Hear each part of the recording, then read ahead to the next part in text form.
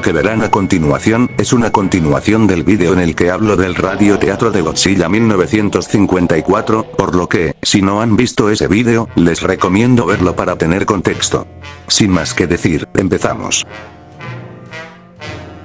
En su momento no pude hablar de los detalles de la novela que adaptaba al radioteatro, porque pese a haber tenido relanzamientos en 1983 y en 1999, se ha vuelto muy difícil de conseguir, e imposible para mí, no habiendo una adaptación al inglés por el momento, y siendo también imposible para mí entender a detalle el capítulo final del radioteatro pese a que, claramente es en el clímax de la bahía de Tokio.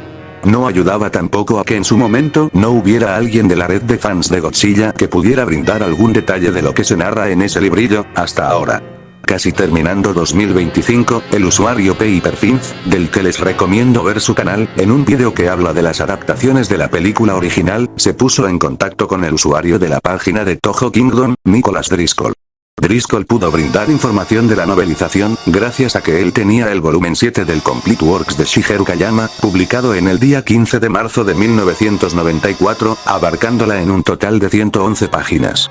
Comenta que la lectura de esta puede ser un poco difícil al tener algunos kanjis de la vieja escuela que no son frecuentes en libros más nuevos, además de que arrastra algo que ya había en el radioteatro, y es que al inicio de cada capítulo, hay resúmenes breves que sirven únicamente para recordar lo que sucedió momentos antes, y, dado a que hay narraciones ocasionales, la historia se cuenta mayoritariamente por medio de los diálogos de los personajes y los anuncios de la radio y noticias, haciendo que se sienta distante por momentos. Otra cosa que trae la novela, es el tono excesivamente melodramático del radioteatro, que hace que por momentos roce lo absurdo, y esto no solo va para la narración, también con los personajes, que son más extravagantes, con una caracterización más exagerada, pero a su vez teniendo más tiempo para desarrollarse y evolucionar. Lo que hablaré a continuación no solamente está en el ya antes mencionado vídeo, pero también en el artículo publicado en Toho Kingdom en el 31 de diciembre del año anterior. Pero antes, y primero que nada, aclaro que la novela del radioteatro no es exactamente igual a la que se publicó en el día 20 de julio de 1955, que viene en conjunto con la novelización de Godzilla Rights Again, ya que esa novelización pese a haber contado con Kayama de igual forma, esta se basa de forma más directamente en la película final, pero rescatando ciertas ideas descartadas, algunas de esas que ya se encontraban en el radioteatro y en la novelización de la misma. Una situación similar ocurre con la adaptación a manga titulada Science Adventure Picture Story Godzilla, publicada entre octubre y noviembre del 54, cuyo autor fue Wasuke Abe, quien participó en el arte conceptual del personaje en la película. La primera diferencia a destacar, es con los personajes de Emiko Yamane y Hideo Ogata, y el triángulo amoroso que hay con el Dr. Serizawa. Emiko es retratada con una actitud valiente y trabaja como secretaria en la empresa de salvamiento, y Ogata no solo es el jefe de la operación de salvamiento, pero también es el jefe de Emiko en esta versión, aún conservando ese complemento romántico. No se diferencia mucho salvo por ser alguien heroicamente más valiente y desinteresado. Serizawa mantiene la misma actitud con la que se le retrata en la peli, salvo por el complemento romántico que ya mencioné, llegando a sentir odio y celos por Ogata al principio. El Dr. Yamane quería que ambos se casaran, pero ella no tiene interés romántico en él.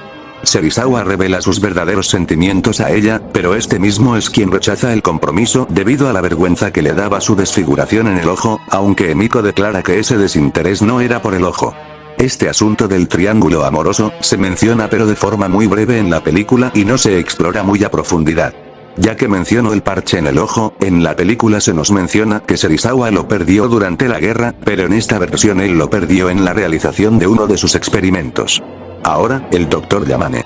Si bien en la película había mostrado interés en el monstruo, queriendo que se estudie en vez de matarlo para así averiguar cómo sobrevivió, tampoco lleva eso tan a lo extremo como para querer oponerse, y no se hace la vista tan gorda como para no estar consciente de los daños que puede hacer.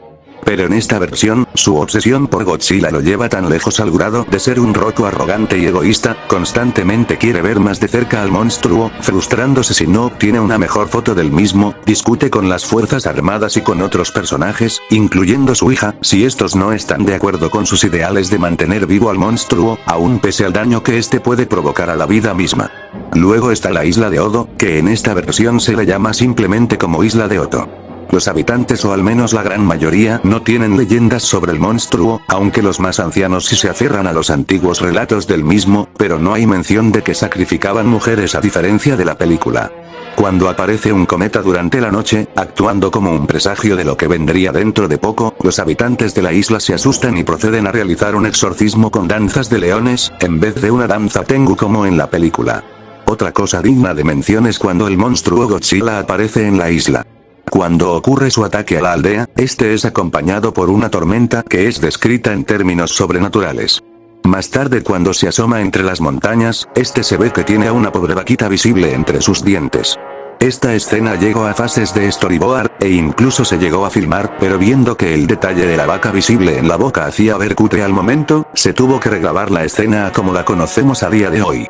Volviendo a la novela del radioteatro, y centrándonos en el caos que ocurre en Tokio, curiosamente el Dr. Yamane propone alimentar al monstruo con ganado para así poder apaciguar su ira. También hay mención del cómo al monstruo parece atraerle las luces brillantes, algo que no se explora sino hasta la segunda película. Hablando de brillantes, se describe como el monstruo brilla incandescentemente por todo el cuerpo, y esto ya no se limita únicamente a sus espinas dorsales.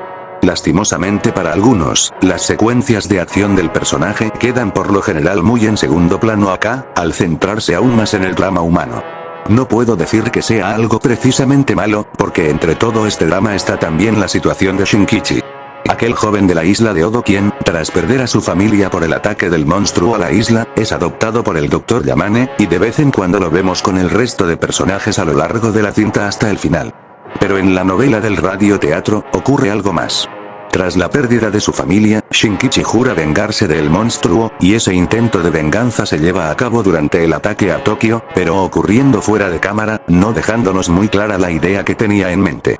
Lo cierto es que el joven acaba terriblemente mal, siendo encontrado con quemaduras horribles, muriendo enfrente de Miko, quien no tiene permitido llevarse el cadáver al estar obviamente muy contaminado de radiación y por ende tiene que ser incinerado.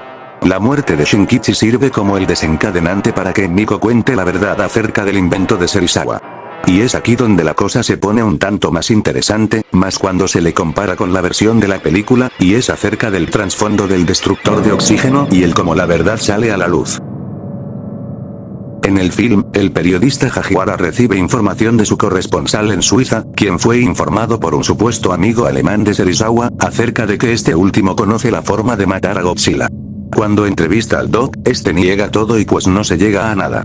Luego cuando le revela el destructor de oxígeno a Miko, no hay mención del amigo alemán en ningún momento, pero en la novela del radioteatro, se confirma que, en efecto, Serizawa habló con el alemán en medio de un campo de prisioneros durante la guerra. Se deja mucho a suponer, y a tomar con pinzas, acerca de que el alemán podría haber sido un nazi, y que Serizawa creó originalmente al destructor de oxígeno como un arma de guerra. Sin embargo, tanto acá como en la peli, Serizawa dice que nunca tuvo la intención de crear algo tan destructivo, pero es que en la novela de todos modos parece indiferente ante la grave situación con el monstruo. Hagiwara en la novela, le pregunta nuevamente a su corresponsal si se trata del Serizawa correcto por quien pregunta, solamente para que este no solo le confirme que sí, pero también compartiéndole info acerca de los destructivos efectos del dispositivo. Hagiwara le comenta todo esto a Ogata y ambos intentan entrevistarlo otra vez, sin éxito alguno. Cuando Miko y Ogata confrontan a Serizawa, Ogata está dispuesto a usar el destructor de oxígeno para matar a Godzilla y sacrificar su vida, pero Miko insiste en querer ayudarle a usar el dispositivo. La valentía de Ogata motiva a Serizawa a reconfigurar el destructor de oxígeno, para que así solo mate a Godzilla y no a Ogata.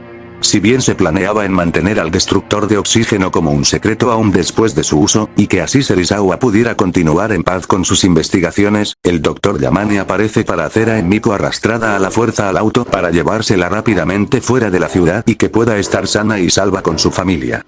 Después ella intenta escapar del cautiverio del Chante, solamente para que su padre la confronte de nuevo, y ella termina por soltar toda la sopa para así distraerlo y escapar. Yamane no solo es que le pudre la idea de que sí exista un dispositivo capaz de matar a Godzilla, sino que también le avisa a los militares, además de pedirles que encuentren a su hija.